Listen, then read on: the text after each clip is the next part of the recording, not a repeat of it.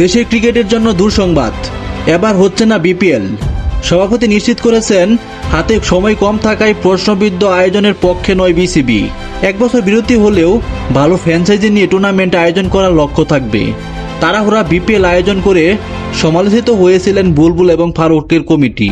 সেই ঝুঁকি নিতে চাইছেন না Tamim I Iqbal. personally don't think we have enough time to host the BPL properly. সর্বশেষ বিসিবি সভা শেষে তামিম ইকবাল এভাবে জানিয়েছেন, শুধু আয়োজন করতে হবে বলেই বিপিএল করতে চান না। স্পষ্ট করে এটাও জানিয়েছেন হাতে সময় কম, এবার আর সম্ভব না বিপিএল করা।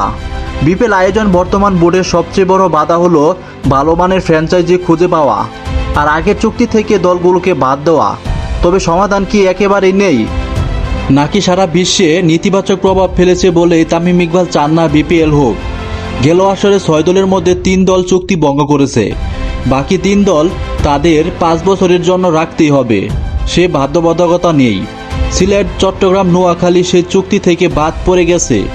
বাকি 3 দল চ্যাম্পিয়ন রাজশাহী, ঢাকা ও রংপুর নিয়ম মেনেছে, সমালোচনা ছাড়াই দল চালিয়েছেন। তাদের সাথে ফরচুন বরিশালকে যোগ করলে 4টা দল নিশ্চিত হয়ে যায়। আর একটা ভালো বিপিএল করতে আর 2 থেকে 3টা দল হলেই চলে। হাতে থাকা 4 মাস, সেটা কি করা একেবারে সম্ভব না? পাপন থেকে শুরু করে ফারুক, বুলবুল কেউ সমালোচনার বাইরে থাকতে পারেননি বিপিএল আয়োজন করে।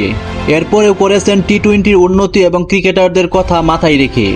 নতুন সভাপতি বিপিএল না করলেও ক্রিকেটারদের জন্য কিছু একটা করতে চান, সেটা আভাস পাওয়া গেছে।